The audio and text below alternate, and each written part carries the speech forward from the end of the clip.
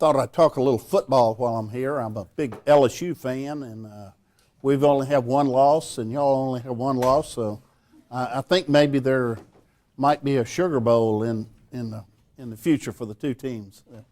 That'd be fun. I first met Richard Scrushy in the summer of 1980. I was living in Houston, Texas, and I'd recently passed the CPA exam, and I wanted to go to work for a large company, a publicly held company. I'd always worked for rather small companies. And I answered an ad in the paper, and it was for a controller position at LifeMark Corporation. LifeMark was a publicly held hospital company. And I went in for the interview, and it was with Richard Scrushy. And I had never met anybody quite like Richard. All during the interview, my head was just spinning. I just couldn't believe the person that he was. And by the end of the interview, I was totally convinced that that was the best job I could possibly get in Houston, Texas. But as I was driving home, I kept thinking about the interview, and when I got home, I told my wife, I said, I think today I've met the most brilliant businessman I'm ever going to meet, or maybe the biggest con artist I will ever meet. And that's actually been quoted in the Wall Street Journal and the New York Times and a lot of other publications. But he did. He offered me the job. I reported to work. I got to work my first day. I was there about 30 minutes early, and he came into my office, and he said, Aaron, he said, I'm presenting a contract to my boss, and I'd like for you to sit in on my presentation. It's a contract I think we should sign. And I went in. He introduced me to his boss, and he said, Aaron and I worked on this contract for hours last night. And I hadn't worked on anything. I barely stepped in the front door. And today I realized that he probably told that lie to size me up, to see how I would react to being included in a lie. At the time, I didn't think that much about it, but I know a lot more about Richard Scrushy now, and I'm sure he told that lie on purpose. I worked for Richard for almost 4 years at LifeMark. We managed departments within hospitals. We would contract with hospitals to run their respiratory therapy, physical therapy, and pharmacies. And Richard was just amazing. He could go into a little hospital in Arkansas or somewhere and walk in and walk out with 3 contracts to run big revenue centers in their hospitals. And we'd take a percent of the money. And but I also learned that he had a real dark side. He was so into himself. I remember many times sitting in his office, and he'd be ranting and raving about a problem he was having with his ex-wife or his boss, and it was always about Richard, never about me. Always about him. In the summer of 1983, I picked up the Wall Street Journal, a morning read, and it said, LifeMark to be acquired by AMI, a much larger hospital company out of California. And the article said they would be closing the offices of LifeMark. And I thought, oh no, man, I'm going to be without a job. But what happens many times, these are 2 New York Stock Exchange companies, and a lot of times when they merge, venture capitalists will approach the company that's being bought out, and LifeMark was clearly being bought out. And Citicorp Venture Capital contacted Bill Mackey, the chairman of the board, and asked if there's anybody that had an idea for a startup company that they could back. And Bill Mackey said, Richard Scrushy, without a doubt. Said we made him a full VP when he was only 26 years old. And he's been talking to us about getting into the outpatient business. Back in the early 80s, if you had an accident or you needed physical therapy after a surgery, the physician would just keep you in the hospital as an inpatient, and you would receive your therapy as an inpatient. Even back then, the cost of health care was a big concern. Richard's concept was get the patient out of the hospital as fast as you can, certainly eliminate the room and board portion of the hospital bill, and the patient would rather go home and go back as an outpatient rather than staying in a building full of sick people. And he felt like the therapist would rather work in that kind of environment rather than in the hospital itself. In the hospital, the doctors and the nurses are kind of the big dudes. the therapy departments are kind of off in the basement somewhere and don't get that much recognition. And Richard felt like if you put them in their own freestanding outpatient center, they'll like working there better. He convinced Citicorp to put $1 million into his startup company. And he wanted me to be his CFO to help build a company that hopefully one day would go public. But I didn't want to. I'd had about enough of Richard. He wears on you, and he manages by intimidation, and I really kind of wanted to get away from him even at that point. But he said, look, Aaron, he said, put in $5,000, you'll get 100,000 shares of stock, nickel a share. He said, I'm putting in $25,000, I'm going to get 500,000 shares. And you got to realize Citicorp is paying $1 a share for their 1 million shares. So today your nickel is already worth $1. And I didn't have a job. I was going to be laid off. And I believed Richard could do it. I was impressed that he got Citicorp to put the $1 million in. And it was almost on the back of an envelope over debtor that he cut the deal. No formal business plan or anything. And I felt like he really could run a big company and take it public. So I said, okay, I'm in. Richard was from Alabama. He was born and raised in Selma, Alabama. So he wanted to start the company up in Birmingham. And we moved to Birmingham, and we opened our first outpatient center. And it looked more like a fitness center or a spa or something. And that was part of our concept, was to make it non-medical as much as possible, so the patient feels like they're going to a spa or something rather than getting medical treatment. We opened our first center, and it started seeing patients right away. We charged less than the acute care hospitals, and we were off and running. And we raised additional venture capital, opened more centers. Early on, though, I came in one morning to work. Probably only had maybe 15 people in the corporate office. And Richard had drawn this stick figure image up here, and he said, look, these guys are pulling the wagon. He said, a lot of you aren't really hooked up. Some of you are riding in the wagon. This guy's pulling the wagon backwards. This guy's just kind of fat and dumb and sitting on the sidelines. And he says, I need you to all pull the wagon. And he left that drawing up, and it became a kind of a company motto, to pull the wagon. And he had it reproduced, and as the years went by, it was framed. It was in the lobby of every HealthSouth facility next to a picture of Richard Scrushy. And at the end of the year, if you were an outstanding employee, you got 100 shares of stock and a little red wagon. It was called the Pulling the Wagon Award. We discovered as we started opening these outpatient centers that there was a need for rehabilitation hospitals, specialty hospitals where you don't go for surgery, you don't go there if you're sick, you go there if you're really hurt or you've had a bad stroke and you still need nursing care, so you're inpatient in a hospital, but a rehab hospital. We also discovered that outpatient surgery was becoming a big business. Years ago, a physician would not cut on you if you were not in an acute care hospital. But as you're probably aware, things have changed, technology has changed, and a large percentage of all surgeries now are done on outpatient basis. And we got into that business. So we really had three basic businesses: rehab, outpatient centers, hospitals, and then outpatient surgery. We started the company in 1984. And by 1986, we were talking to investment bankers about going public. And I remember very well we were meeting with bankers from Drexel Burnham. You may not know, and the older people in the room know about Drexel Burnham. But we were meeting with the banker, and we were discussing our numbers and everything. And he said, look, y'all must have a lot of startup costs. He said, how are you handling your startup costs?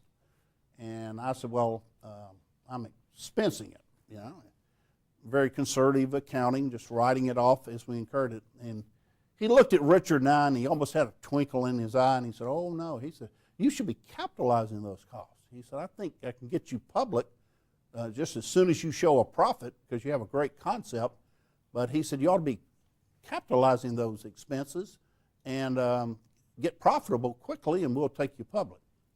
And Richard looked at me and he said, Aaron, why are you letting the accounting tail wag the dog? He says, your blankety blank conservative accounting is holding us back. And he said, you should be doing this. He said, I can't believe you're hurting me. I'm trying to get this company public, and your conservative accounting is holding us back. And that's kind of how Richard managed. If he could get you down, he would really beat on you, so to speak. So I restated our numbers, redid our projections, and sure enough, in the second quarter of 1986, we made a profit. And the banker said, let's go. So we went on our road show. We went to New York, Boston, Chicago, San Francisco, LA, all of the big institutional buyers in these cities. And we had our road show. We presented the stock to investors. The last road show is typically in New York City, the night before you price the stock, or the day before at a luncheon. Richard made this just outstanding presentation. And at the end of his presentation, he got a standing ovation. And the guy sitting next to me said, I've never seen anything like this. He said, normally people don't applaud to these types of presentations. And he says, all my years on Wall Street, I've never seen anyone get a standing ovation. And he said, you guys should not be going public. Your company is only 2 years old. Your top line audited is only $5 million. You and Richard have no experience running a public company. There are no other companies quite like you out there, so the analysts are going to have trouble writing research on you. But he said, clearly you're going to go public.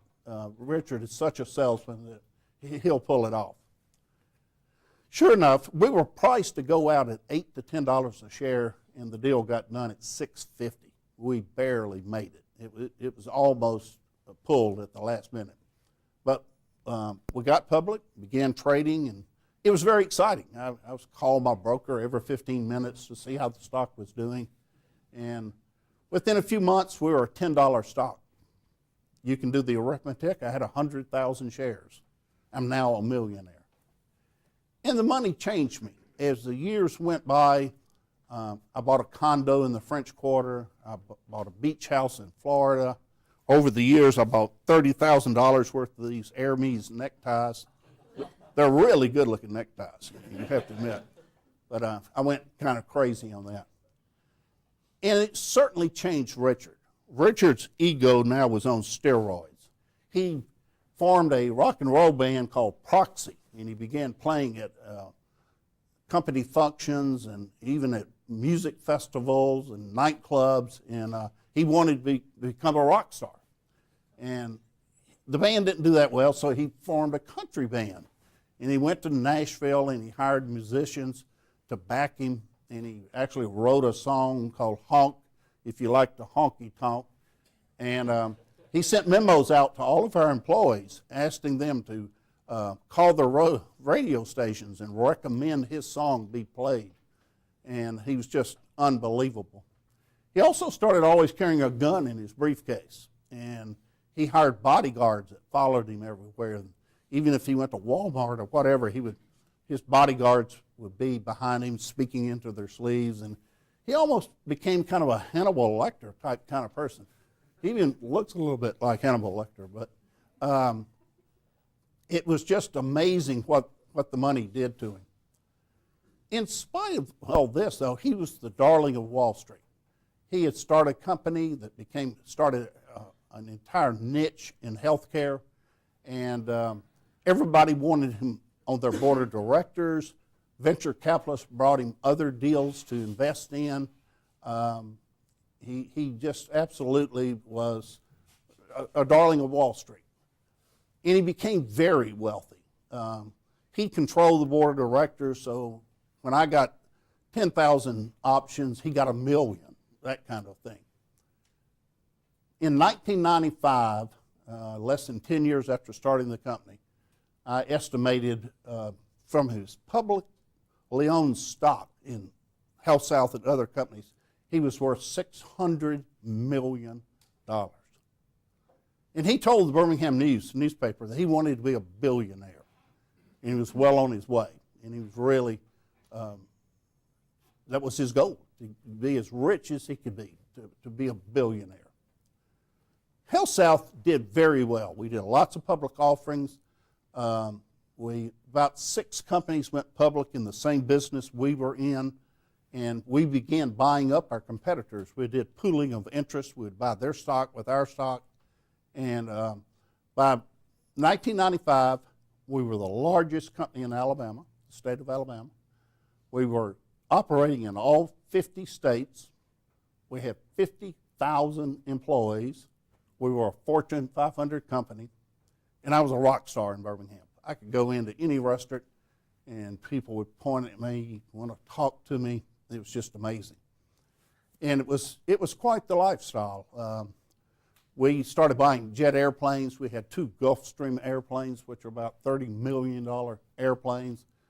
Many mornings, Richard and I would go to our hangar, get on our Gulfstream. We would have a stewardess cook us breakfast as we flew into Teterboro Airport, New Jersey. We'd get off the airplane. There'd be a helicopter waiting for us. We'd get on the helicopter, fly into Manhattan. There'd be a limo waiting for us. We'd go to the Plaza Hotel where Charlie Sheen hangs out and make presentations to investors and fly back home that night, never going through Atlanta or anything. It was really quite the lifestyle. Richard's obsession with being wealthy was unbelievable. And he was the one that really talked to the analysts and the investment bankers about what kind of earnings we could achieve. And he understood that his wealth was tied to Wall Street. And he would ask the analysts, what do we need to do for y'all to keep a strong buy on the stock? And they would tell it, no, you need to grow 30, 40%. And he said, we can do that. Everything was okay for the first 7, 8, 9 years. We would hit those, what he promised the street. But it got difficult. We were a big company now. There weren't as many growth opportunities, and just compound growth of 20, 30% is difficult to achieve year after year after year. So we started doing some not so good accounting. In healthcare, the biggest issue, the trick, is revenue recognition, which it is in many businesses. You have contracts with HMOs, Medicare, private companies. You have a lot of bad debt. So what you charge the patient and what you eventually collect are very different. So you have to make adjustments to that revenue to come up with a net receivable number that's a good number. As it became difficult to make our numbers, maybe we missed street estimates by a penny, we would say, well, maybe bad debts aren't 10% of revenue, they're going to be 8%. And we would change that, our basis for the accounting for bad debts. Not fraud, but certainly not good accounting. For those of you who are accounting majors, you understand you don't change your underlying accounting principles to achieve a number. You change those principles when it really dictates the circumstances to say you should. But we did it to make our numbers. Everything was fine until 1996, 10 years of being a public company. And we'd completed our second quarter, and we'd missed our numbers really badly. And the street was picking up that our days in AR were growing, our cash flow didn't seem to be what it should be. And Bill Owens, who was my chief accountant, and I just felt like we could not play with the reserves anymore. It would just be too transparent. And it was time to report a bad quarter. We went into Richard's office and we showed him the numbers and we told him. And he said, no. Have you guys lost your minds? He said, we can't do that. He said, the analysts are going to put sales on the stock. It's going to crash. We're going to be sued by stockholders. Your stock options are going to be worthless. You're not going to be the rock stars in Birmingham anymore. He said, we can't do that. And he said, look, and he's cult-like. He put on his salesman hat and he said, now look, healthcare is the biggest business in the United States. We're a small part of it. He said, we can get into the acute care hospital business and become, if not the largest, one of the largest companies in the country. But he says, I can't do it if y'all screw this up by reporting these bad numbers. And he said, y'all done things to the numbers before, capitalizing costs, changing estimates. He said, there's got to be something you can do to get us past this little bump in the road. And Bill Owens, my chief accountant, who had worked for our auditors, said, Richard, he said, look, we have 1,500 general ledgers. He said, I can make entries small enough that the auditors won't look at them. And he was very clear. He said, I will be crediting revenue that doesn't exist and debiting assets that don't exist. I was intimidated by Richard. I'm ashamed to admit it, but I did not have the courage to stand up to him at that point. I knew he had a gun in his briefcase. I had seen him get so angry about small things that I could not think of causing his net worth to go down by several $100 million. And I believed in the company. We were a good company, and I wanted the party to keep going on. I'll be honest with you. I did not want to report bad numbers either. So that night, Bill Owens cooked the books. I told my wife about it when I went home, and she told me how stupid I was. And that night, of course, I couldn't sleep. I woke up the next day, and I felt like I had to put a genie back in a bottle, and of course I couldn't. And that point in my life changed. I was now living a lie. We had cooked the books. The next quarter rolls around, and we do it again. Not quite as difficult the second time. 1996 ends. I lie to the auditors when they ask their standard questions about have any entries been made or not made that should have been made. And sure enough, we got it by the auditors. It wasn't discovered. 1997 begins, and we plead with Richard to lower street expectations. And he had no part of it. He knew that once you're a high PE, high growth company, once you tell the street you're not going to keep growing, they'll put sales or at least holds on the stock rather than strong buys. So we began 1997, and it was apparent to me that we were going to have another year of cooking the books because we were in a hole. We had to get out of the hole and then grow unrealistically. During this period of time, I think it was early 1997, Richard told Bill Owens and I, he said, if we're ever caught, I will deny everything. You guys do what you want, but I'm telling you, I'm going to deny everything. Well, my life is an utter mess. I'm beginning to drink more than I should. I hate my job. I hate going to work every day. And I felt trapped. I didn't want to be a whistleblower. With Richard making that statement, I knew he would bring more lawyers, guns, and money to the party than I would. I didn't want to stay because it was not fun anymore. It was a lie. So I went to Richard, and I told him I wanted to retire. I was only 54 years old, and he said, yeah, if that's what you want to do. He said, I think you're making a mistake, but if that's what you want to do. We never talked about the fraud. I mean, Richard's very smart. You don't have to spell things out to him. So I left the company in 1997, and I moved to South Alabama, close to the coast, and I bought, as soon as I was not an insider anymore, I sold all of my stock, and I bought 25 acres of land, and I built a very nice house, and for some reason I built a football field in my backyard. And to this date, I don't know of anyone else that built it had goalposts and everything. And, and I just distanced myself from the company. I just put it out of my mind.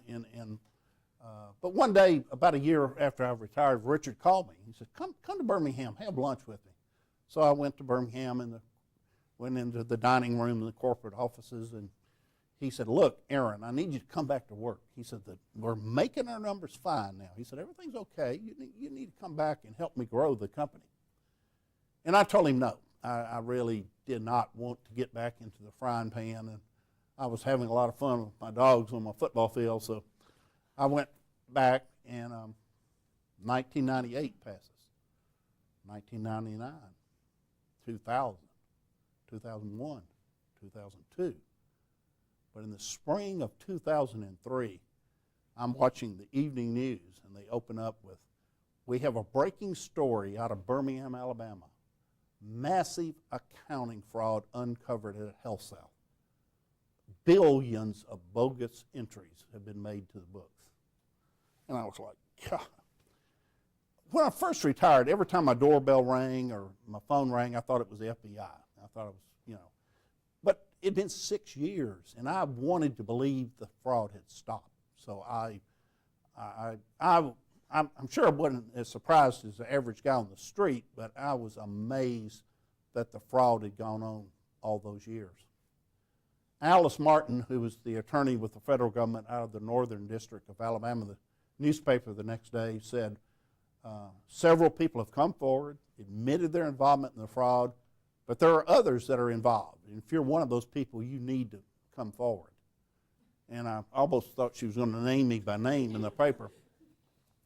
But my wife tried to console me and say, look, you've been gone a long time. The fraud wasn't that big when you were there. They're not going to come after you. And I said, no, I don't think so. And so I contacted an attorney, a white-collar criminal attorney, and he knew Alice Martin's people. He made some phone calls, and he called me back, and he said, oh, yeah, Mr. Beam, you need to come talk to me. So my wife and I went in, and first thing he says, do not lie to me, and do not lie to the federal government. He says, your former employees have told them you were involved. The FBI is all over that building. And if you lie, they're going to come down on you like a freight train. You need to tell the truth. By now, my wife is in tears. I'm almost in tears. And I have a kind of funny sense of humor. I asked him if he needed a check or something. And he said, yes, I'd like for you to write me a check for $100,000. And I went, whoa, you got to be kidding. He said, no, Mr. Beam, I'm not kidding. He said, that won't be the last check you're going to have to write. And I asked him if I could get a T-shirt or something. And he gave me a coffee mug. And my wife and I refer to it as a $100,000 coffee mug.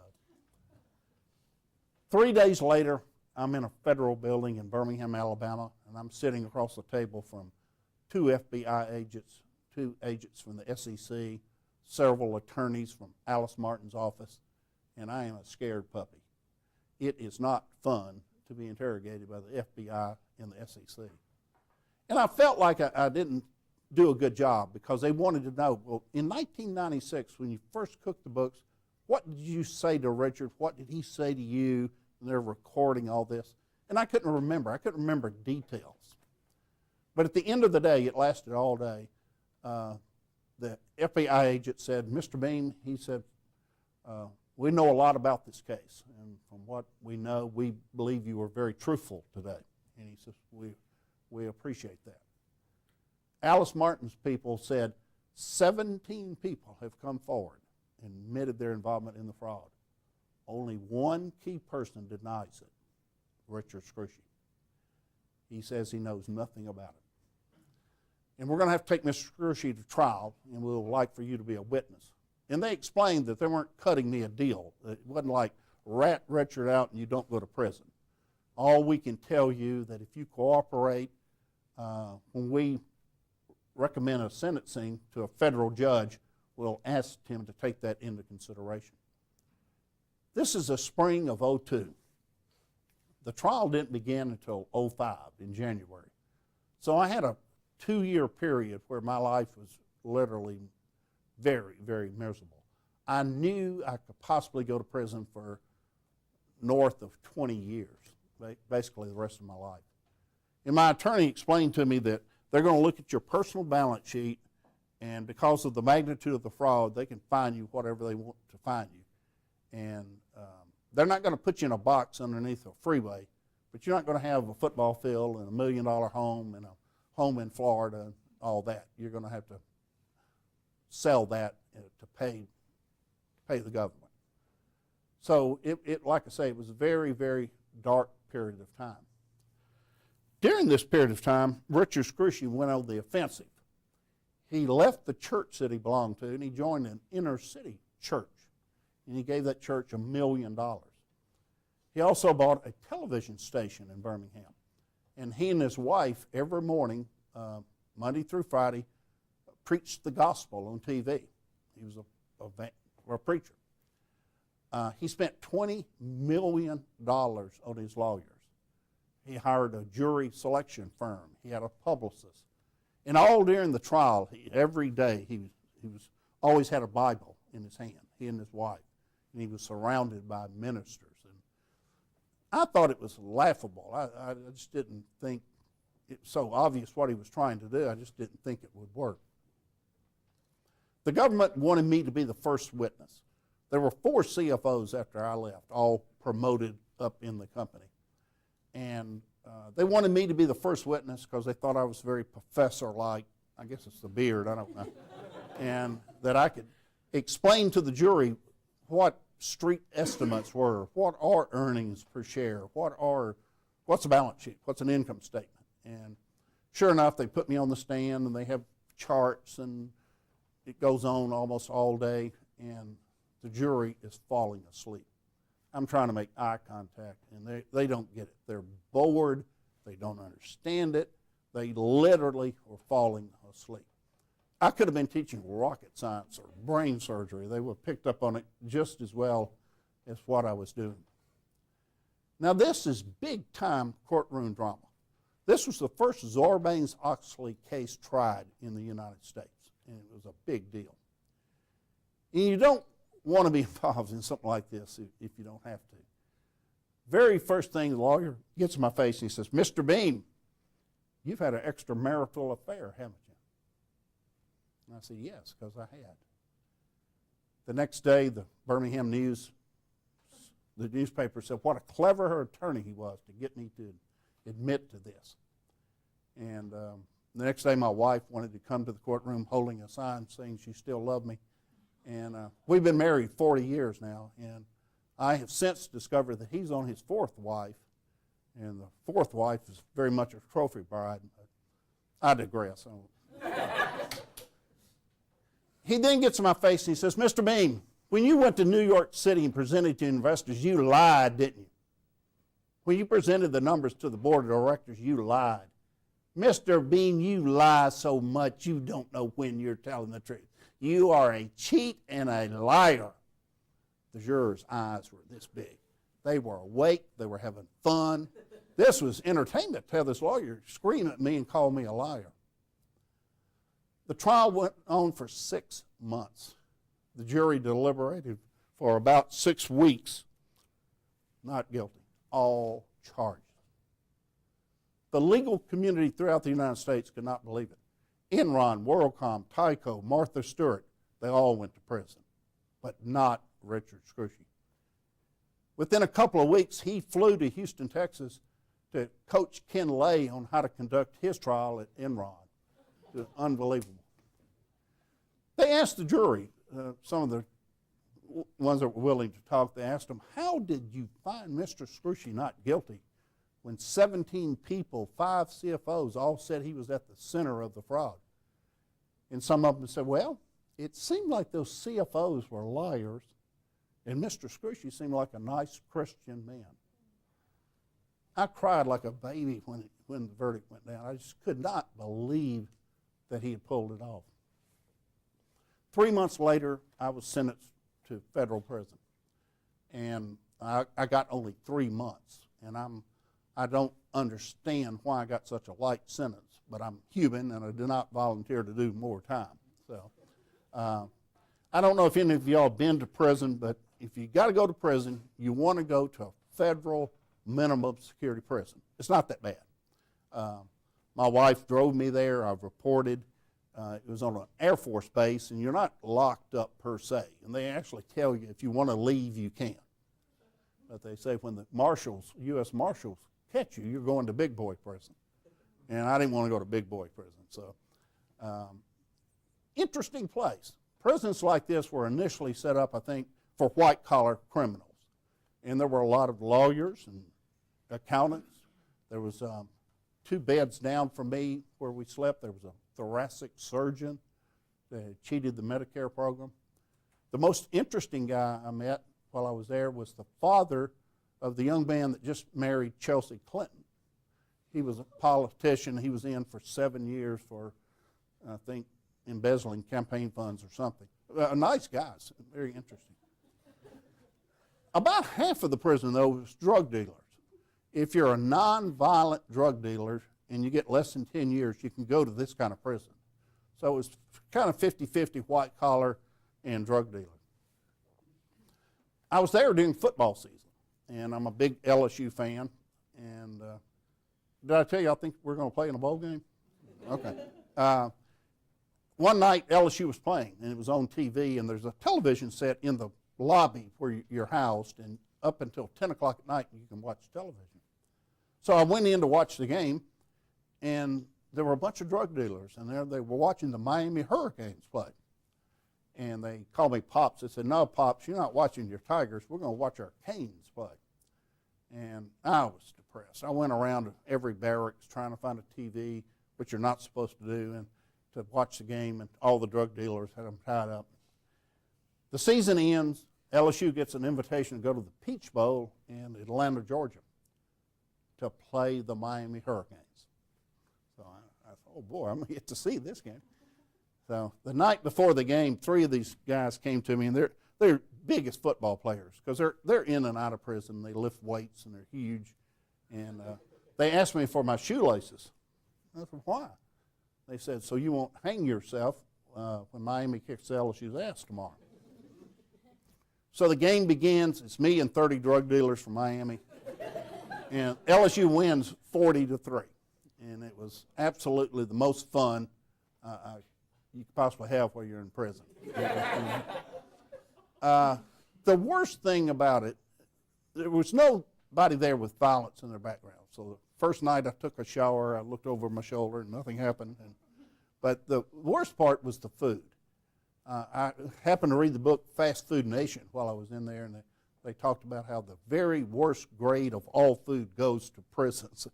And after being there about a week, I got the right to call my wife. And I called her, and I told her, I was telling her on and on how bad the food was. And she said, Aaron, you're in prison. So I didn't complain about food anymore. I got out in February, and I'm now a felon. Do you know what the job market is like for felons? Okay, it's not good. You can imagine in today's job market, if there's a good job opening, there's got to be 30, 40, 50 people that qualify for it applying. What chance does a felon have? So I needed a job. My fines and my legal bills were well in excess of $1 million, and I had to auction off my property, and I needed a job. My wife had gone back to work. I had always liked gardening and working outdoors, and I went back to school, and I got a 2-year certificate in turf management. And for the past few years, I've been making a living mowing lawns.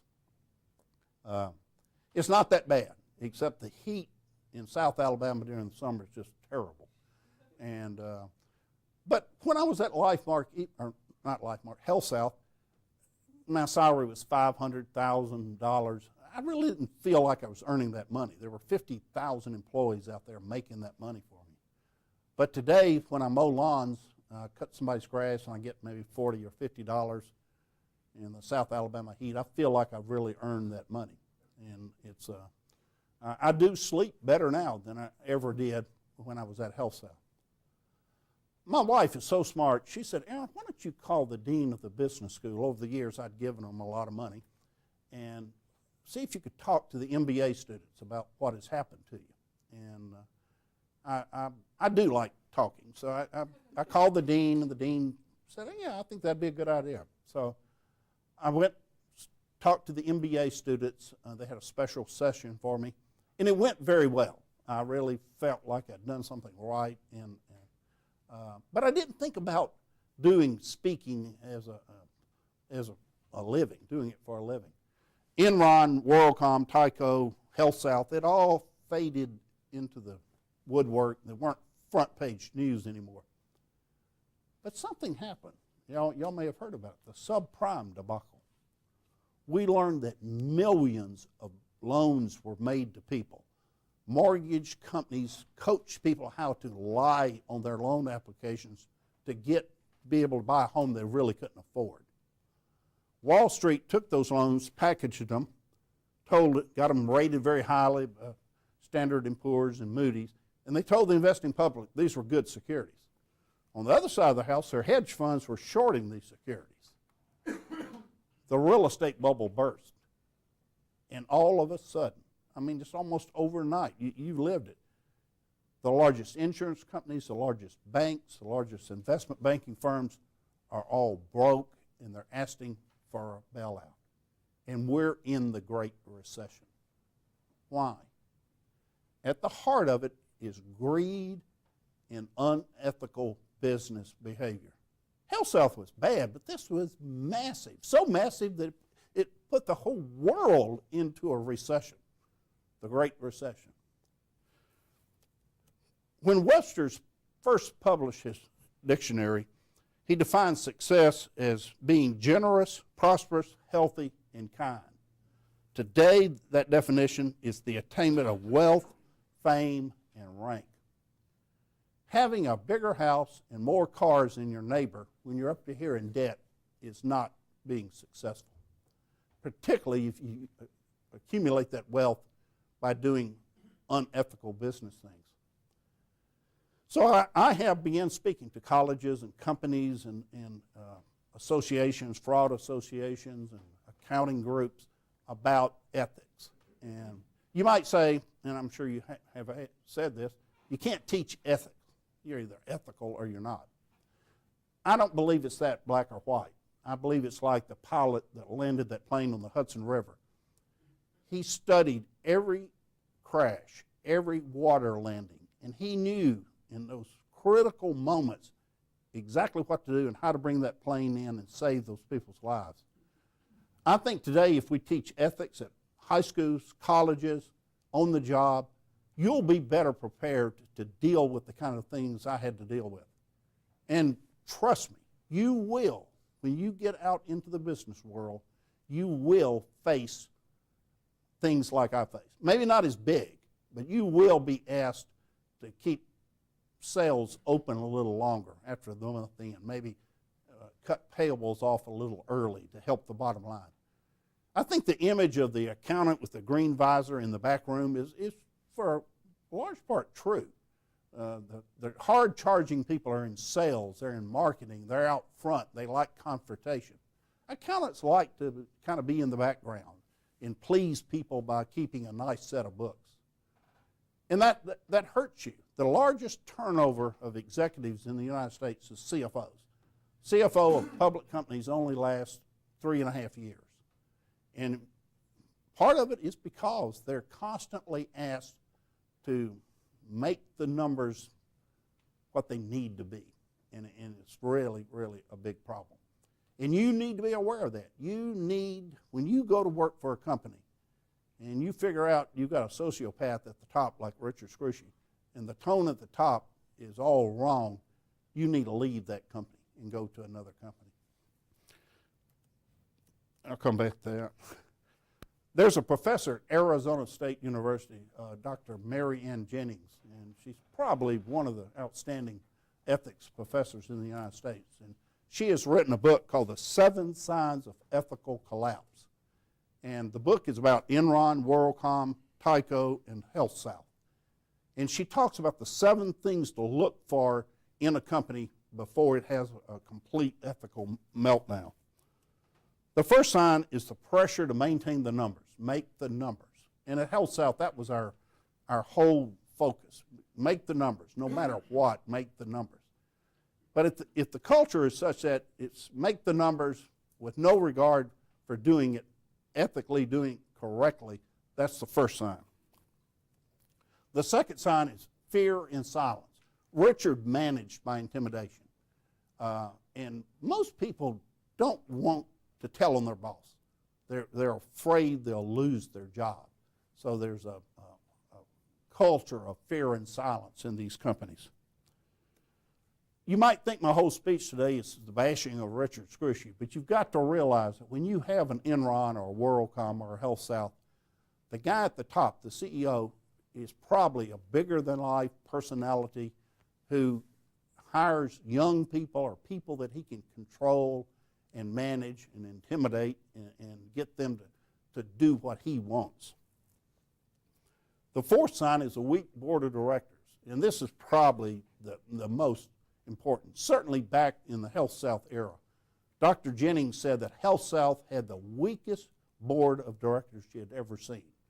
It just absolutely, anytime Richard put somebody on the board and they gave him any trouble, he just got rid of them. So over the years, he just developed a board of yes men. The board at WorldCom was referred to as Bernie's boys. Bernie Ebbers was chairman of the board, and it was his boys. Conflicts. Richard made sure we all had stock options. We were given loans to exercise our stock options. We did business with our board member. We bought $8 million worth of glass from a guy to go into our hospitals. He was on the board. So Richard set us up to be conflicted so we'd stay true to the cause. Innovation like no other. I challenge anybody in this room to explain to us what Enron really did. Nobody understood Enron's business. So they had this unique business. The unique thing, like no other thing at HealthSouth, was our earnings. For 10 years, we went perfectly straight up. No bumps at all. People sometimes look hard at companies when they're doing badly. But all of these companies, Enron, HealthSouth, they were high-flying companies apparently doing very well, but too well. The last sign is goodness. In some areas, atones for evil in other areas. It's kind of an interesting sign, but it's there in many cases.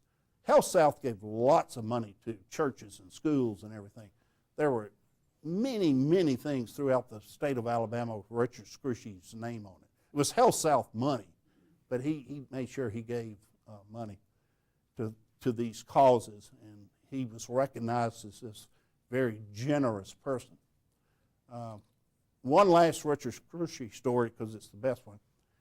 Richard has had 3 wives and 9 children, and his third wife was a graduate of Troy University in South Alabama, and they wanted to get into Division I football, and they needed to sell X number of season tickets, and they needed to enlarge their stadium. So HealthSouth bought the tickets and gave them the money to enlarge the stadium. And sure enough, it became the Richard M. Scrushy Stadium. But he also required that the band play his song, Honk If You Like to Honky Tonk, at halftime. Unbelievable. I have written a book called HealthSouth, The Wagon to Disaster, and you might say, well, look at Aaron Beam. He's up here preaching to us about ethics, and he's trying to get rich off of a book he wrote. I don't know how many of y'all have written a book. You may have, Doctor, but the chances of you writing a book and you becoming wealthy from it is about as likely as you being struck by lightning while you're on your honeymoon with Cindy Crawford. It's not going to happen. My speech is a condensed version of the book, and that's the reason I wrote the book. I hope universities will have students read it so that they can understand how this all evolved, how I got on the slippery slope, and how I made the terrible decisions that I did. Today, I am a felon. That's all I'm ever going to be remembered as. I'm not going to be remembered as the guy that started one of the largest healthcare companies and one of the largest companies in Alabama. I'm going to be known as the guy that cooked the books at HealthSouth. You do not want to go there. All that unethical behavior is very corrosive. It's like metal rusting. One day it rusts more and more and more, and a bridge falls down and people die. If you let yourself compromise your ethical principles, it will lead to a very bad ending. And that's the message I want to bring today. At this point, I'd like to throw it open to questions. Anybody have any questions? Yes, sir. What's your relationship like He's in prison, believe it or not. This is his mug shot when he went to prison. After the government lost the case of HealthSouth, he was indicted for bribing the governor of Alabama. The governor was running for re-election while he was at HealthSouth, and he gave the governor, or HealthSouth gave the governor, $500,000 for his campaign funds. And the federal government, Richard got appointed to a board, a CON, Certificate of Need Board, a public state position. And the federal government said this was a bribe. The legal community said this is silly.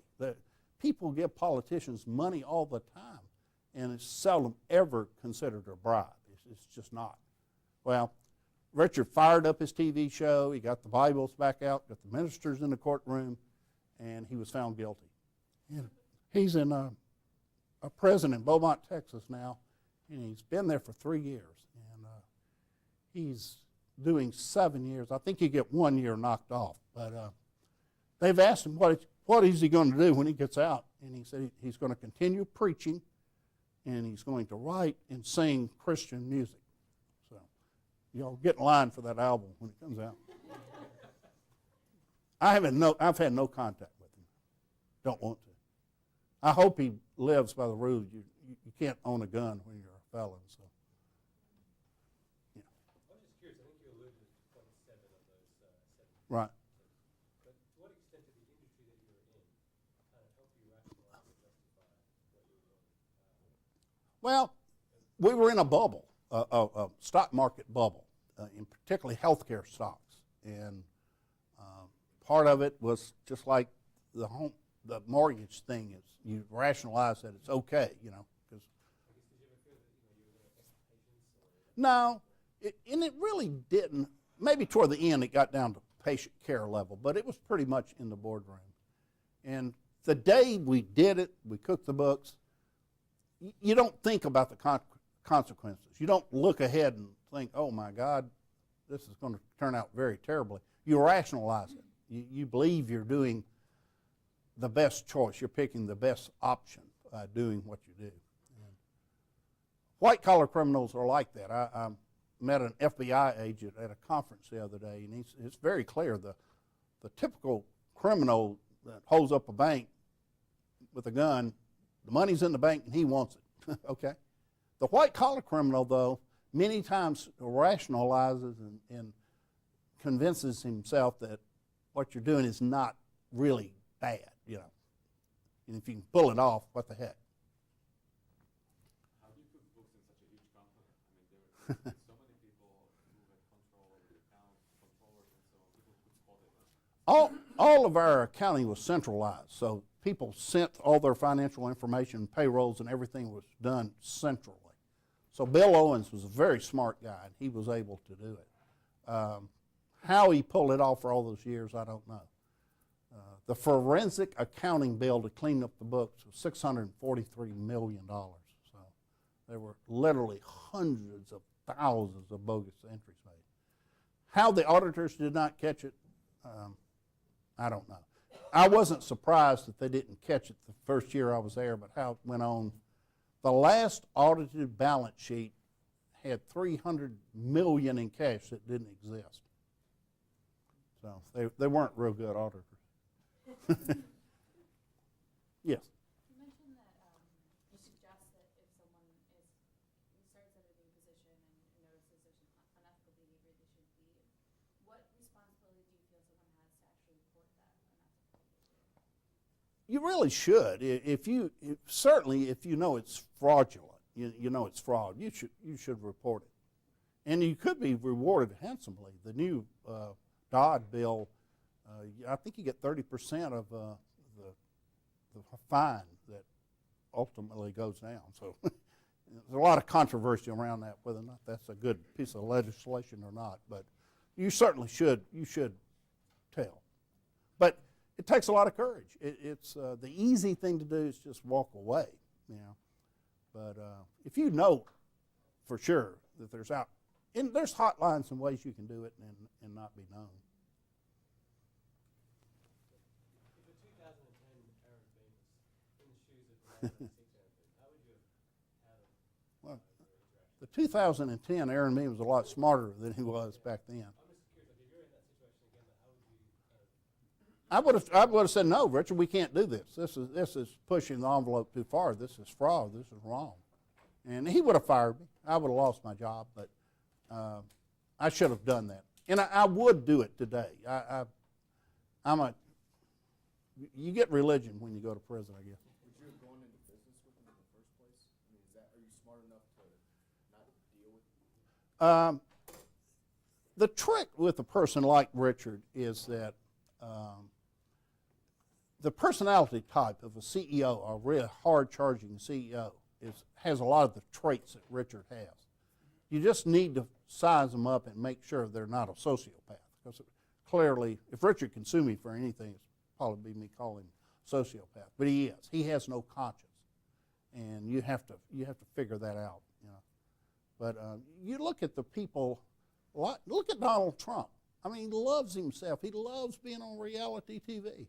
But everybody wants to go to work for the Donald. You know. I'm not saying Donald Trump is a Richard Scritchy, but that person, Richard had the Donald Trump type personality of loving himself. Do you keep up with any of the other CFOs, like the other 16 people you said testify, and where did they end up? Bill Owens got 5 years. Weston Smith, who actually wrote chapter 10 in my book, he got 2 years. Mike Martin, the CFO that replaced me, got 3 years. But really kind of light sentences, you know. If you plead, if you come forward and plead, and the government doesn't have to take you to court, you do get a lot better deal. All of those guys, myself, if I had tried to lie through it and they had found me guilty, I probably would have gone to prison for many, many, many years. I know some people need to leave, maybe, Uh-huh. you know, you can stick Yeah, I'll stick around and, okay. Thank you.